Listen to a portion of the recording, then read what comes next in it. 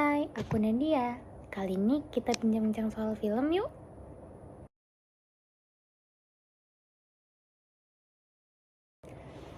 Khusus di edisi video kali ini, aku agak tertarik buat ngomongin soal film horor. Aku udah sempat lihat-lihat beberapa film horor apa aja yang udah tayang di Indonesia, dan aku milih untuk ngangkat film yang satu ini, itu Corin.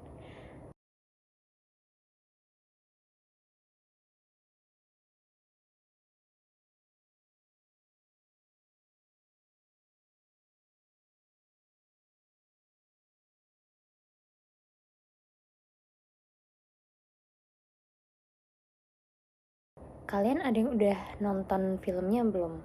Beberapa cuplikan barusan ini itu adalah klip yang beberapa aku ambil dari filmnya. Buat sedikit info, film Corin ini tuh adalah film horor Indonesia yang tayangnya tuh di tahun 2022 kemarin.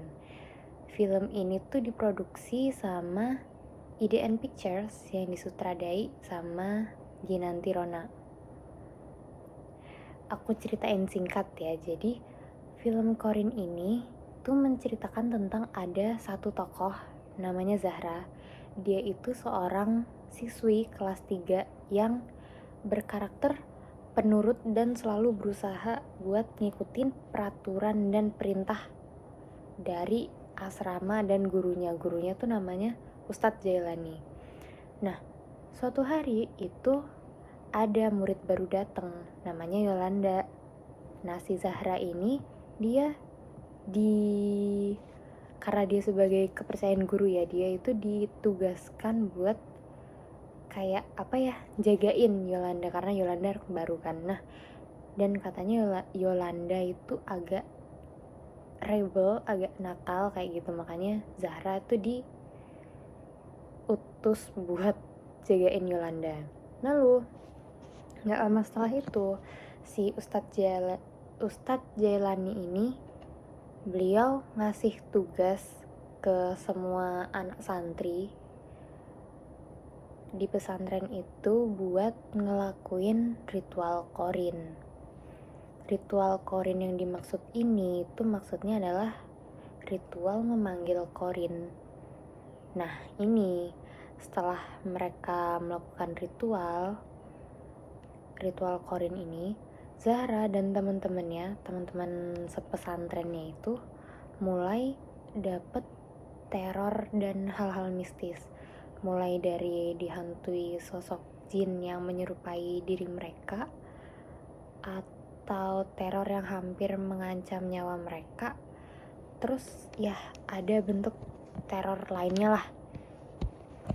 Nah, munculnya jin Corin ini tuh bikin mereka jadi ngelakuin perbuatan dosa yang besar, dan perlahan-lahan mulai kehilangan kendali diri mereka sendiri lah. Kayak diri mereka tuh akhirnya diambil alih sama jin Corinnya mereka sendiri. Nah, oke, film horor tuh emang udah jadi tren di Indonesia. Badan Perfilman Indonesia atau BPI itu mencatat data per tahun 2022 bahwa film dengan genre horor itu bisa narik perhatian up to 32 juta penonton. Angkanya 2 digit tuh. Padahal kalau genre yang lain itu angkanya mungkin masih 1 digit aja gitu loh. Kalau dari datanya BPI ya. Dan nggak sedikit film horor Indonesia itu selalu ngebawa latar keagamaan atau religiusitas. Kalau dilihat-lihat rata-rata itu bawanya latar keagamaan Islam. Kayak contohnya tuh kayak film Kodrat, Waktu Maghrib, Siksa Kubur, terus masih banyak film lainnya lah yang nggak mungkin aku sebutin satu-satu karena film horor Indonesia tuh pasti banyak yang pakai latarnya tuh keagamaan Islam. Terus ya ada juga yang film horor bukan latar keagamaan Islam, kayak Kuasa Gelap. Mungkin kalian juga udah pada nonton tuh, film baru kan tahun lalu kayaknya. itu film horor eksorsisme itu pakai latar agamanya Katolik. Mereka, para sinias ini, memasukkan elemen-elemen agama tersebut ke dalam film dan diolah menjadi hal yang horor. Lalu ya mau gak mau, publik sebagai konsumen dari film tersebut akan melabeli hal tersebut tuh jadi hal yang horor juga di kehidupan nyata, walaupun mungkin sebenarnya itu tuh hal yang gak benar dan gak sesuai gitu loh.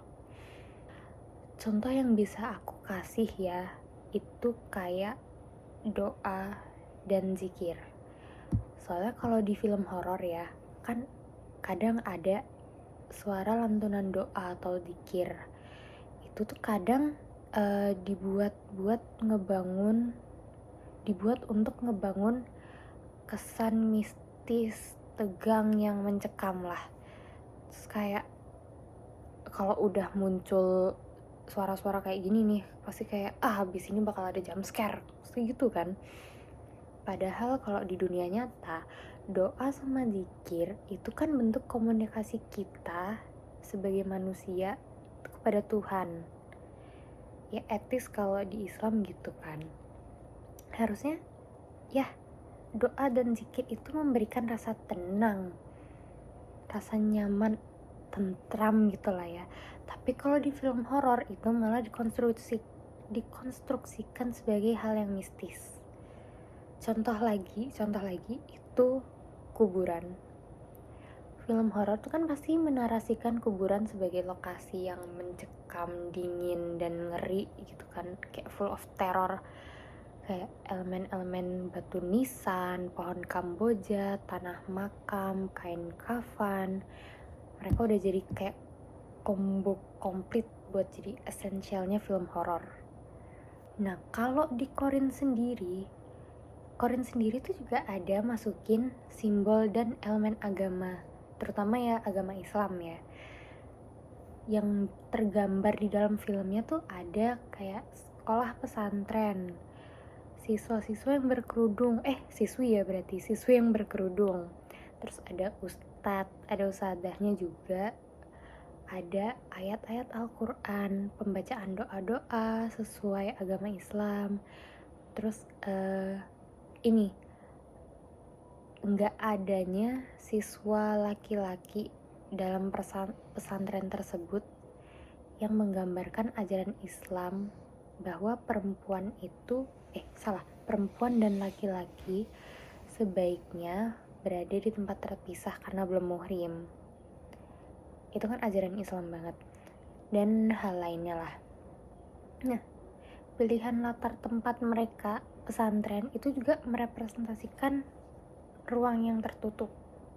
Tapi ya namanya film horor ya, elemen-elemen keagamaan ini itu bukannya membawa angin segar yang menenangkan, tapi malah jadi latar yang mencekam, bikin kesan bergidik tiap kali kita nonton filmnya sampai selesai.